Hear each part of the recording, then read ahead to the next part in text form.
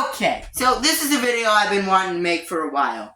Tyler Ashton. Now, you may not know that name if you're a newer FNAF fan or you've just never heard of the guy. He was an older figure in the FNAF fandom. He made this series of games called The Return to Freddy's. Now it's named The Road That Falls. We'll get into that later. Okay, well, our story starts in December of 2014, the year FNAF came out. Tyler Ashton released FNAF 3 Fan Made. This was one of the first FNAF fan games.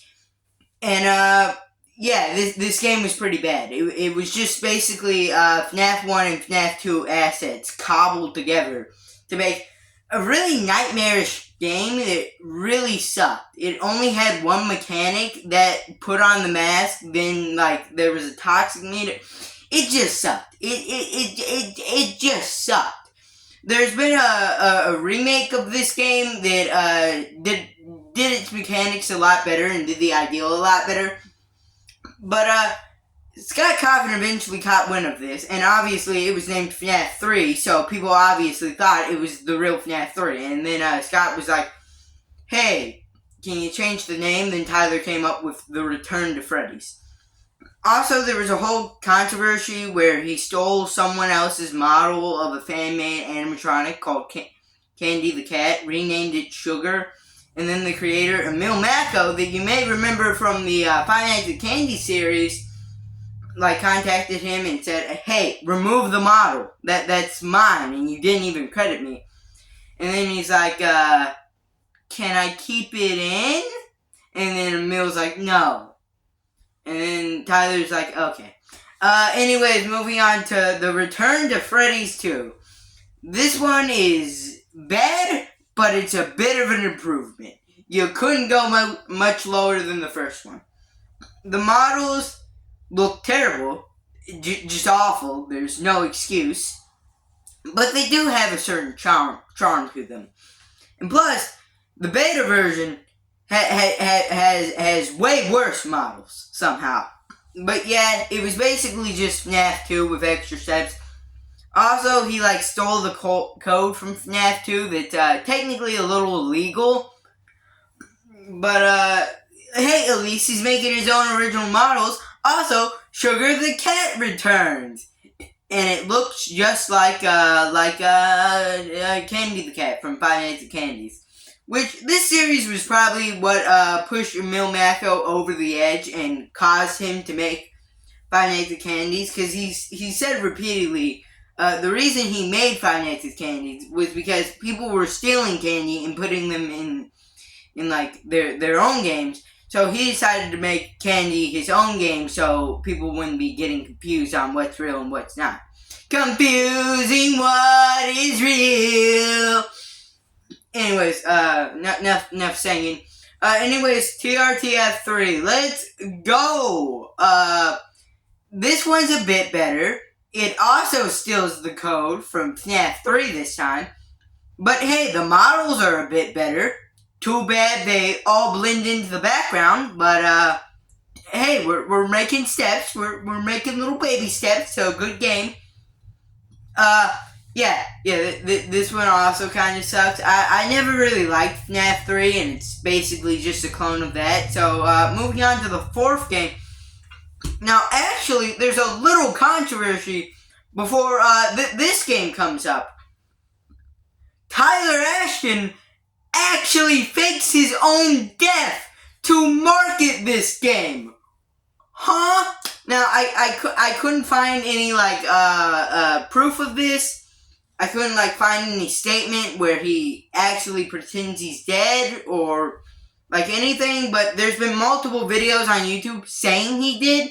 And unless this is, a mass gaslighting attempt, I'm inclined to believe he did. If he didn't, leave in the comments, hey, this was a mass gaslighting attempt. But I didn't really believe so. But TRTF, which is the kind of synonym here, 4, is actually it's probably the best game he's developed. Now, the mechanics are kind of stupid when you really start to think about them. Okay, so you need to hide in a locker to avoid most of the animatronics, and also you need to pull a lever to release steam to get rid of the animatronics. Firstly, the steam thing makes no sense. Ooh, there's steam. Ooh, go away. That doesn't really make sense. And the locker thing's basically like peekaboo, peekaboo, peekaboo, peekaboo. Like how is that getting rid of them? But anyways, yeah, but it works somewhat if you don't actively try to break the game. It's not perfect. It's a little broken. It's a little broken. But anyways, on to the next thing. Kitty Fazcat. Now this is something I forgot to bring up. Sorry about that. But Kitty Fazcat was one of the characters in the Return to Freddy's story here. The Return to Freddy's cast. Also, she was named after Tyler's girlfriend, or I guess the animatronics called it he, or I don't know what's going on there. It makes no sense. But anyways, they break up.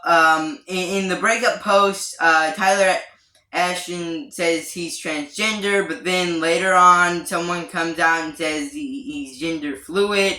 That's why I'm saying he now. But yeah, also, because of this, you wouldn't believe it, but Tyler Ashton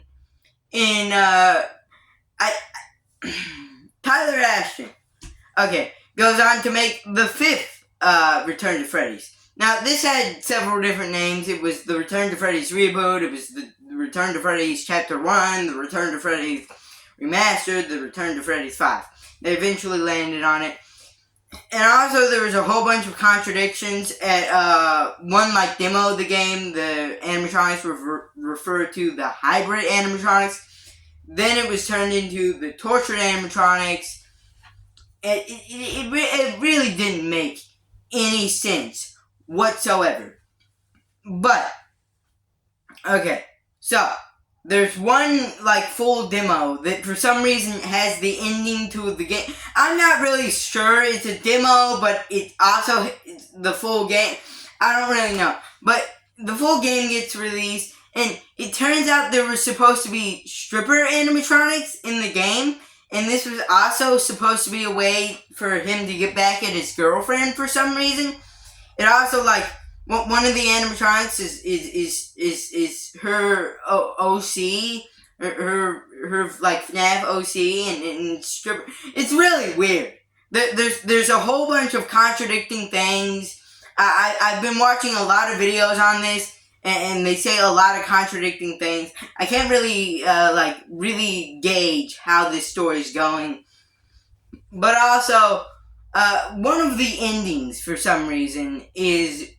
One of the non-candy endings is, if you decide to leave the building, the animatronics escape and cause the apocalypse.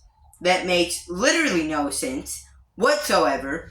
Somehow, poorly retained animatronics can somehow destroy soldiers, tanks, and possibly nuclear weaponry.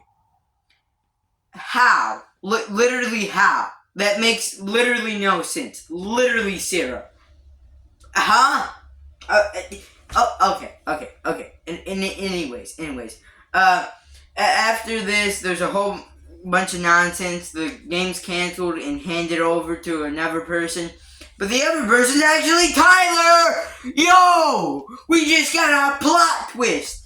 At some point, he says he had sex with his sister, but that wasn't even real. I've been unable to find the post he made saying this.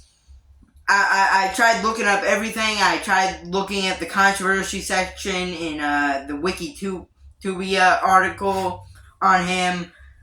I tried looking at the TRTF wiki.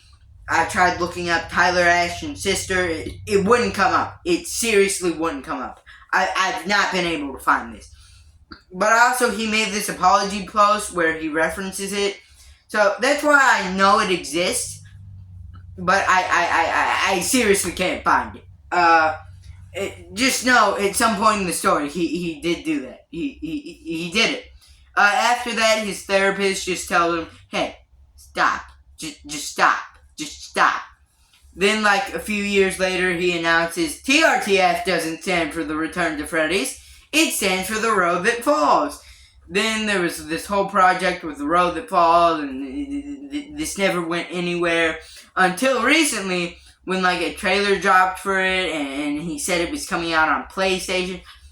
Oh, also, did I mention that? Tyler Ashton also really, really wanted to work at PlayStation. But, obviously, as you've seen how I've described these games, he's not really that talented. To be fair, I'm not that talented either, but I don't really think that'd work out. Yeah, this was kind of a more like loosely connected video, but I've just been like looking into this. I've been watching videos on this for years, and I thought I'd throw my hat in the ring and make my own little video on Tyler Ashton. Yeah. Anyways, bye.